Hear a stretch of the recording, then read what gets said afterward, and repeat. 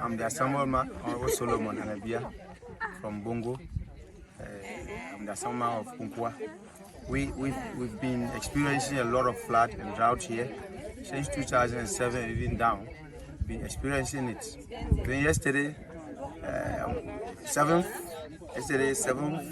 April, we experienced a heavy rainstorm which took off a lot of roofings of houses, and the rain too came in very urgently. You don't know, climate change is one of the biggest problems.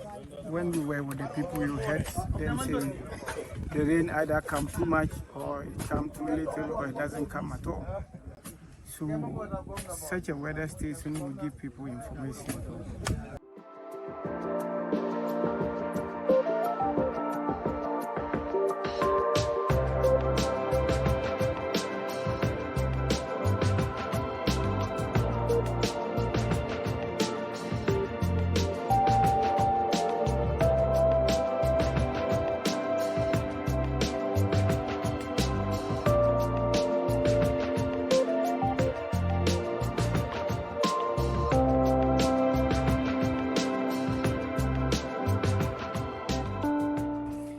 First of all, we thank them about this project, and the benefit of it is that as we have seen this, it can help us to always